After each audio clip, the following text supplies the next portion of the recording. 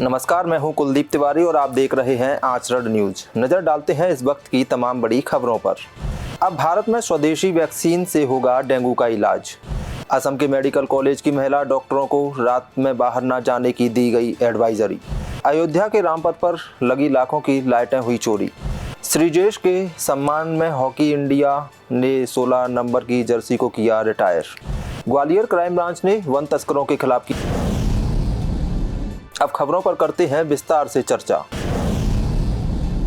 Dengue का इलाज अब जल्द। स्वदेशी वैक्सीन डेंगीओल के तीसरे दौर का क्लिनिकल ट्रायल शुरू। भारतीय चिकित्सा अनुसंधान परिषद ICMR ने भारतीय दवा कंपनी पैनेसिया बायोटेक के साथ मिलकर भारत में डेंगू की स्वदेशी डेंगू वैक्सीन डेंगीओल के तीसरे चरण में क्लिनिकल परीक्षण की शुरुआत की है। केंद्रीय स्वास्थ्य एवं परिवार कल्याण मंत्रालय ने बताया, यह परीक्षण पैनेसिया बायोटेक भारत की स्वदेशी टेट्रावेलेंट डेंगू वैक्सीन डेंगीओल के प्रभाव का मूल्यांकन करेगा। इस परीक्षण में पहले प्रतिभागी को आज रोहतक में पंडित भगवान Dayal Sharma post graduate institute of medical sciences में टीका लगाया गया।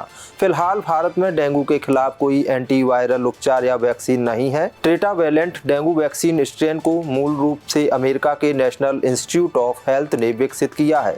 इसने दुनिया भर में प्री क्लिनिकल और क्लिनिकल परीक्षणों में अनुकूल परिणाम दिखाए हैं। भारतीय वैक्सीन बनाने के पहले और दूसरे क्लिनिकल परीक्षण साल 2018 और 19 में पूरे साल गए। पैनेसिया बायोटेक 18 राज्यों और केंद्र शासित प्रदेशों में 19 स्थलों पर चरण तृतीय क्लिनिकल परीक्षण ICMR के सहयोग से करेगी। इसमें 10,335 स्वस्थ वयस्क प्रतिभागी शामिल होंगे। परीक्षण मुख्य रूप से 2 वर्ष तक चलेगा। भारत में डेंगू एक प्रमुख सार्वजनिक स्वास्थ्य चुनौती है। विश्व स्वास्थ्य संगठन के अनुसार पिछले 2 दशकों में डेंगू की वैश्विक घटनाओं में लगातार वृद्धि हुई है। वर्ष 2023 के अंत तक 129 से अधिक देशों में डेंगू वायरल बीमारी की रिपोर्ट की गई। भारत में लगभग 75 से 80% संक्रमण लक्षणहीन होते हैं। हालांकि ये व्यक्ति एडीज मच्छरों के काटने से पिछले 2 दशकों में डेंगू की घटनाओं में हुई बढ़ोतरी। एडीज मच्छर के काटने से फैलता है डेंगू।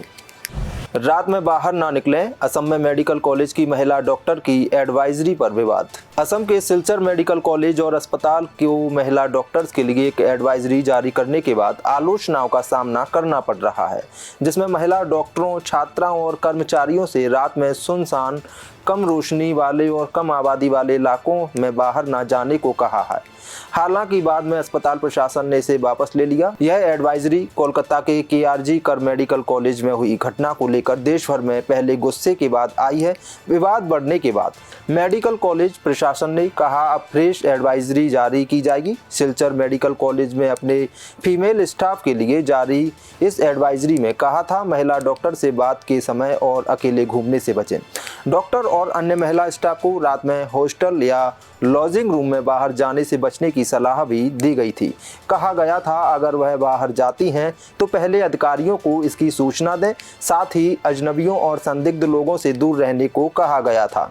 एडवाइजरी में कहा गया, ड्यूटी पर रहने के दौरान भावनात्मक रूप से शांत रहें, आसपास के माहौल को लेकर अलर्ट रहें और लोगों से ठीक व्यवहार करें। आप बेवजह बुरे लोगों का ध्यान अपनी तरफ आकर्षित ना करें। अयोध्या के रामपथ और भक्ति पथ पर लगी लाइटें चोरी के 2 महीने बाद दर्ज कराया मुकदमा। अयोध्या में रामलला के मंदिर जाने के लिए रामपथ और भक्ति पथ है। इन रास्तों पर जाने वाले श्रद्धालुओं को रात में परेशानी ना हो, इसके लिए लाइटें लगाई गई थीं। इन लाइटों की कीमत 50 लाख रुपए से भी अधिक थी।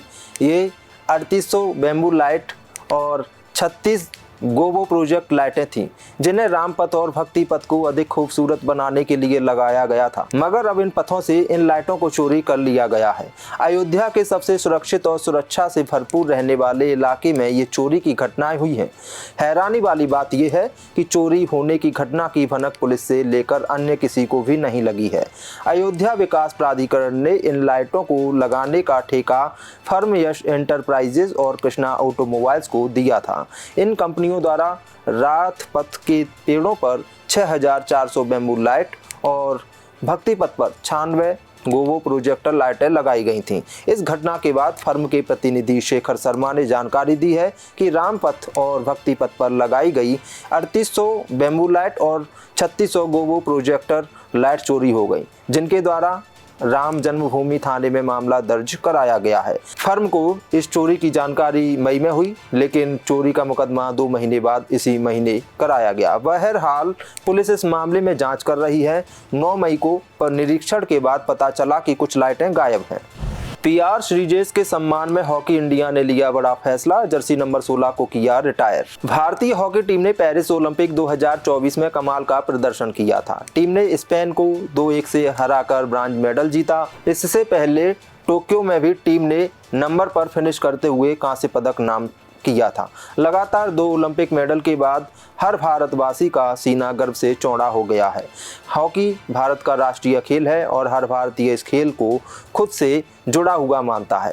पेरिस ओलंपिक में भारतीय टीम को मेडल दिलाने में अहम भूमिका निभाने वाले पीआर श्रीजेश ने रिटायरमेंट ले लिया था। अब हॉकी टीम ने बड़ा फैसला लेते हुए पीआर श्रीजेश की 16 नंबर जर्सी को रिटायर करने का फैसला किया है। हॉकी इंडिया के महासचिव भोलानाथ सिंह ने यह भी घोषणा की है कि लगभग 2 दशक तक 16 नंबर की जर्सी पहनने वाले 36 साल के श्रीजेश जूनियर राष्ट्रीय कोच की भूमिका निभाएंगे। भोलानाथ ने श्रीजेश के सम्मान में आयोजित समारोह में कहा कि श्रीजेश अब जूनियर टीम के कोच बनने जा रहे हैं और हम सीनियर टीम के लिए 16 नंबर की जर्सी रिटायर कर रहे हैं। हम जूनियर टीम के लिए 16 नंबर की जर्सी को रिटायर नहीं कर रहे हैं। श्रीजेश को जूनियर टीम में तैयार करेगा। एशियन गेम्स में भारत के लिए डेब्यू किया था।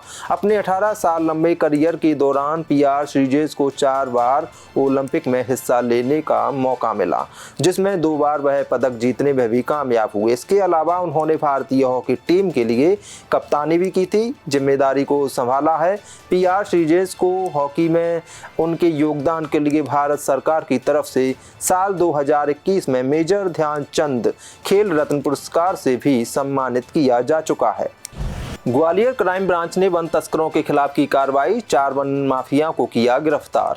क्राइम ब्रांच ग्वालियर ने वन तस्करों के खिलाफ कार्रवाई करते हुए 4 वन माफिया तस्करों को पकड़कर उनके पास से बेशकीमती 2 हाथी दांत जब्त किए हैं। आरोपी ग्वालियर में हाथी दांत सप्लाई करने आए थे, लेकिन डीलिंग से पहले ही पुलिस के हाथ लग गई। दरअसल क्राइम ब्रांच को सूचना मिली थी कि कुछ वन तस्कर दाल बाजार स्थित तेजेंद्र नाथ की गली में हुकुमचंद गुप्ता को हाथी के दांत बेचने आ रहे हैं। इस सूचना पर पुलिस टीम ने दाल बाजार से 4 आरोपी कृष्ण कुमार गुप्ता, हिमांशु कुकरेजा, महेंद्र कुमार सेठ निवासी उत्तर प्रदेश और हुकुमचंद गुप्ता को दबोचकर उनके कब्जे से 2 हाथी के दांत बरामद किए हैं।